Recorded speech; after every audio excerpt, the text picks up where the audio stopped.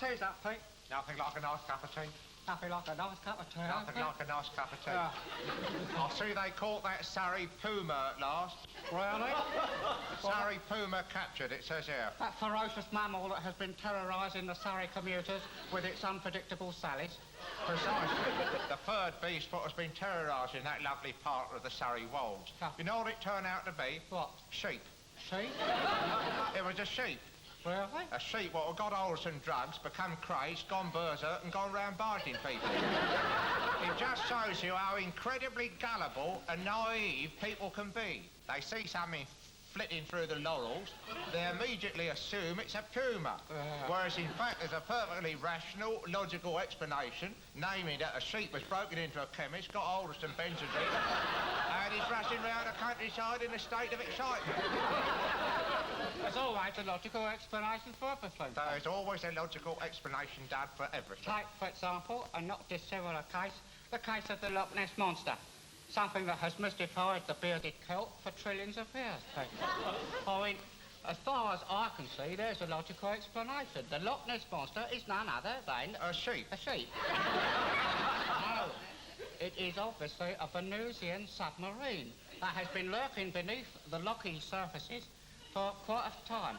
You've been reading that Astral Digest again, haven't you? Yeah. Professor Culper's interesting articles on space and its implications. What a load of rubbish. What do you mean? It's a load of rubbish. There's no such thing as all these things he talks about. Don't you believe in people on other planets? Of course I don't. Let me phrase it this way. I have no reason to believe that life exists of any kind on any other planet because I have seen no scientific explanation for it. It's all a projection of people's own psyche. Their own sort of inner feelings and conflicts are made forward in a phantasmagoria in the mind which takes the shape of these extraterrestrial things what people claim to have sighted. For example, take the case of that woman in Arizona. Mrs. Wainwright. Mrs. Wainwright. She was in Arizona one day, in the kitchen, she heard a tapping at the door. She goes out to see what it is, opened the door, and there it is, a horrible green, long creature, covered in green scales from head to foot, with long green fingernails and bulging eyes. A Venusian. Far from it. Nothing more or less than the Arizonan frozen pea person. He is a gentleman who travels round Arizona knocking on doors, and if a housewife happened to have a couple of frozen peas in the house, he gives her a free packet and a night out with Dermot Scrigger.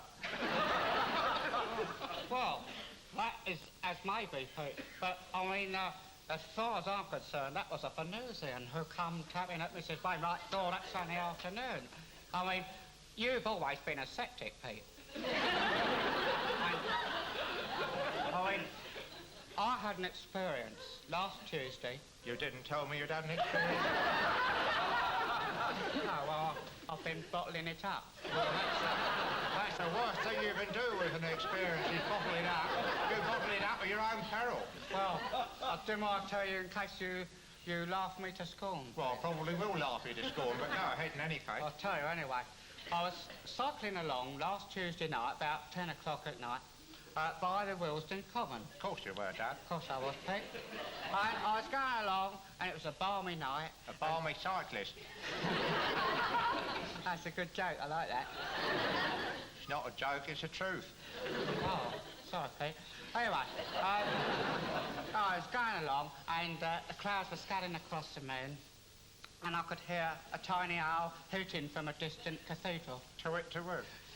A sound not dissimilar to the one that just emanated from your mouth, Pete. And I was going along whistling this tune, and Oh, for the Wings of a Dove. A lovely tune. What an oldie but a biggie. A biggie but a and suddenly, as I was going along, I saw this light flashing on in the middle of the common. So I thought to myself, who's flashing on the common this time of night? You know, I thought to myself, you know, I thought, funny, I thought. Flashing on the common. Flashing on the common. That time of night. That time of night. Owl hooting in the cathedral. Owl hooting in the cathedral. Cloud scudding across the moon. You thought to yourself, funny. I thought, funny. You know what's going on, so I thought, well, I'll investigate. So I lent my bicycle on the country style. In the country style. A bit of both, Pete, in and out. Make mine country style. Shut up a minute. And I started to pick my way across the spongy surface of the Willesden bog. And as I was going towards the source... Pray continue. Sorry, I was having one of me goes, Pete. As I was...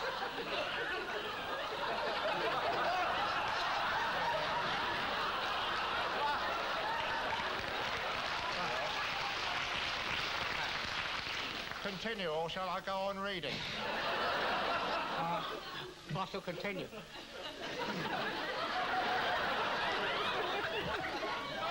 As I was approaching this light, I heard a strange...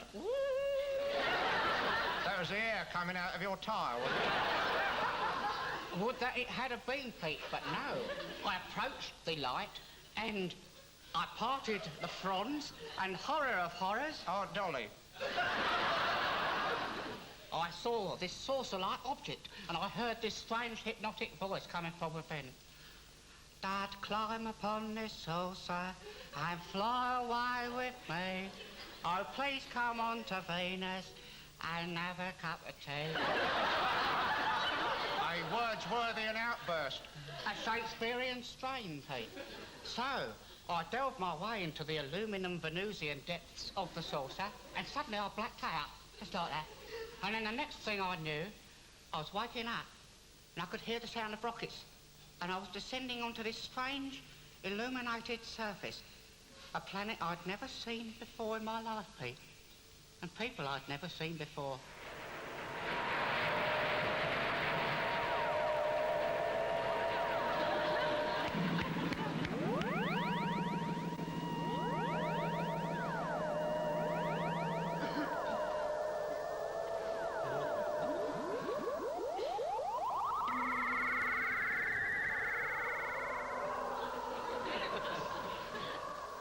Welcome, Earthling. Where am I? And who are you? This is the planet of Dad Peter. And I am a superior being. So watch it. For what scientific purpose am I here? We brought you here for one reason. Superior beings though we be, we are a dying race. We are becoming extinct.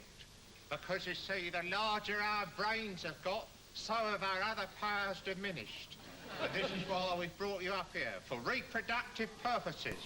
You are to be a stud, Dad. My talents are at your disposal.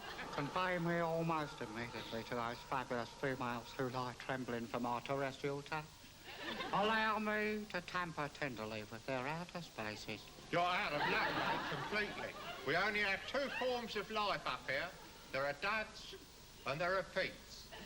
Lo, the survivors of our race. Oh, blimey. Right, are you ready to breed? Ah, yes, let reproduction commence. Right. England. How does it float like that? Well, we've got two little bits of wire there, you see, and there's a bloke up there with a fishing rod. That's what makes it possible. Oh, I see. Hello. Right, now, for breeding purposes, place the nose against the bowl and concentrate on a little peat, right? Right. Go. Concentrate. Concentrate. Do you feel anything coming yet? My nose is starting to twitch. Contractions are beginning. Oh. Oh, dear. But... Oh, look at that. You bloody idiot, that's another dad. That's not a Pete. I'll get a dad. A fat lot of bloody use you are. Destroy it. What you talking about? Get back to the planet where you belong, Earthling. We've no room for tricks like you up here. Get back to Willesden. Get off into your saucer. Take you away from here. Go on then. I should cocoa you inhuman monster. How dare you say that to a superior being? Well, I never. Ready for takeoff?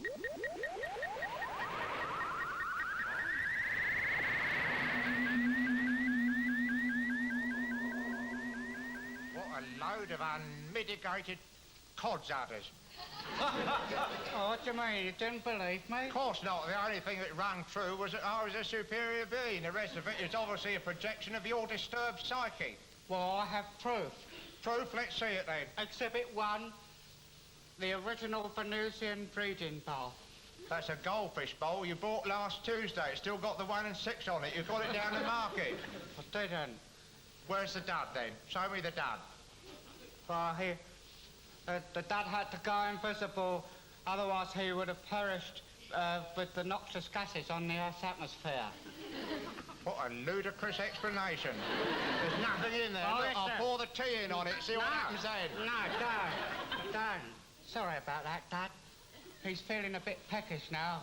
Give him a bit of tapioca pudding or something. Come on, Dad, you come along with me, mate. Blimey, I've got a loony in the house.